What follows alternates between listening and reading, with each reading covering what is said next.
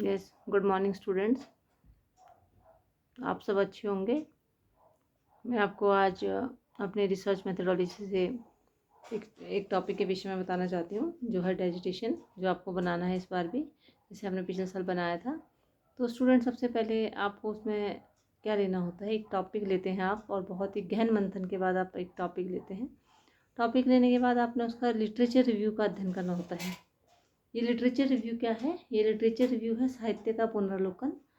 जो भी इस विषय से संबंधित, जो आपने विषय चयनित किया होता है, उस विषय से संबंधित जो भी अन्य शोध कार्य हुए होते हैं किसी व्यक्ति के द्वारा, किसी संस्था के द्वारा, या जर्नल्स में कोई लेख होते हैं या रिसर्च पेपर्स, उनके थ्रू आप बहुत सारी जानकारी इकट्ठी करते हैं, गहन अध्ययन करते हैं इस विषय का, जो आप अपने डिसर्टेशन के लिए लेते हैं।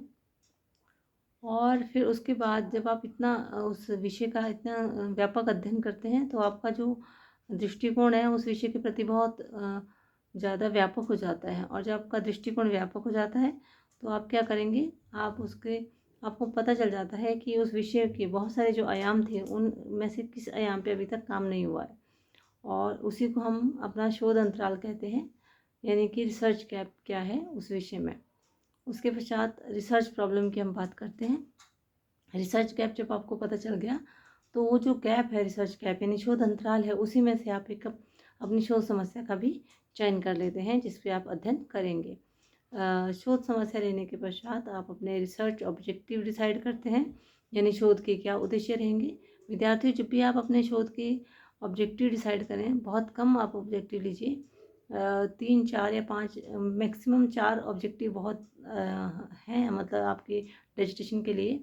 जब आपने ऑब्जेक्टिव लिए, ऑब्जेक्टिव का मतलब है कि किसी भी शोध कार्य को करने के लिए बिना ऑब्जेक्टिव के, किसी भी कार्य को करने के लिए ऑब्जेक्टिव अवश्य होता है, यानी कि उसका उद्देश्य अवश्य ही होना चाहिए।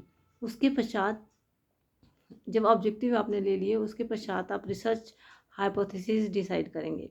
और हाइपोथेसिस मतलब उस शोध से संबंधित आपको क्या लगता है, किस प्रकार की धारणाएं हैं, वो आप डिसाइड करेंगे। और अब मैं आपको एक बात और स्पष्ट कर देना चाहती हूँ कि जो आप हाइपोथेसिस लें, वो भी बहुत ही अच्छी और बहुत ज़्यादा ना लें, बहुत सोच समझ के लें, और बहुत जिसको आप जस्टिफाई कर पाएँ, जिसका एनालिसिस के द्वारा आप जिसको प्रूव कर पाएँ, इस प्रकार की हाइपोथेसिस लें। और मेनली जो हाइपोथेसिस होती है, वो जो शोध विषय है और ऑब्जेक्टिव है, उससे ही उनका कोऑर्डिनेशन होता है।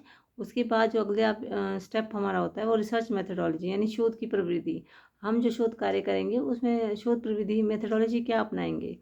और इस प्रविधि के अंदर ही रिसर्च एरिया आ जाएगा, कि आपने जो शोध विषय लिया है, उसमें जो आप एरिया का, जिस जिस विषय पे आप सर्च कर रहे हैं, उस पे एरिया कौन सा लेंगे, और जो आंकड़े हैं, समक है, उनका जो संग्रहण है, कलेक्शन ऑफ डाटा किस प्रकार से किया जाएगा। क्या जो आप लेंगे एरिया, उसमें डाटा को प्राइमरी सेक्टर से लिया जाएगा या सेकेंडरी सेक्टर से लिया जाएगा।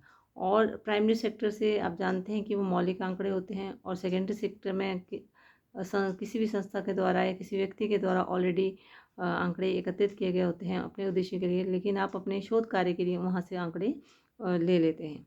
तो ये था आपका छोटी छोटी चीज़ें जो मैंने आपको बताई हैं।